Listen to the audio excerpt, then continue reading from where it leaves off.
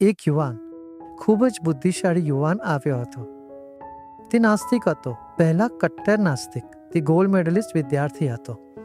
તે દિલ્હીની પૂસા ઇન્સ્ટિટ્યૂટમાં ભણતો હતો. તેણે સુદર્શન ક્રિયા કરી તો અંદરથી કંઈક ખુલી ગયું. તે બોલ્યો, અરે સત્ય કંઈક બીજું જ છે, મારે અત્યારે જ જાણવું છે.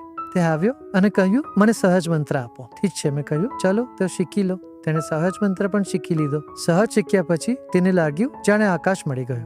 પછી તેણે કહ્યું, ના, મારે બીજું કંઈ નથી જોઈતું, મારે અત્યારે જ તે પ્રાપ્ત કરવો છે.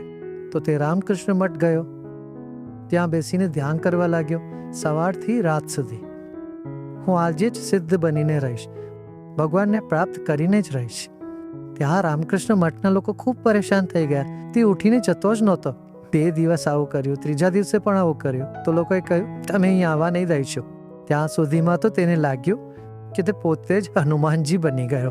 પછી ત્યાં હનુમાનજીનું મંદિર છે ને પૂસા રોડમાં, ત્યાં ગયો અને બોલ્યો કે અરે તમે લોકો શું મૂર્તિની પૂજા કરી રહ્યા છો? હું પોતે જ હનુમાન આવી ગયો છું. જુઓ, મારી પૂંછડી પણ છે. જય શ્રી રામ બોલવા લાગ્યો. તમે કલ્પના કરી શકો શું થયું હશે? તે પણ મંગળવારના દિવસે. હનુમાનજીના મંદિરમાં કમી નથી હોતી, એટલી ભીડ હોય છે. તેને ખૂબ માર પડ્યો. પછી તેને એમ્સમાં દાખલ કરવામાં આવ્યો. ત્યારે હું ઝાંસીમાં હતો. ત્યાં મારી પાસે ફોન આવ્યો, ગુરુદેવ તમે જાઓ, તે તમારી જ વાત સાંભળશે. તો હું ગયો, તેને શાંત કર્યો. પછી તે ઘરે આવ્યો સહી સલામત.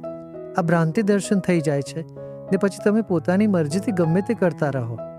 તેથી સંસ્કૃતમાં એક કહેવત છે, અતિ સર્વત્ર વર્જયેત. અતિ નહીં કરવું જોઈએ.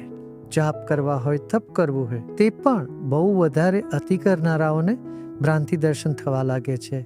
એટલા માટે ગુરુ વિના સાધના પથ પર ઉતરવું નહીં જોઈએ.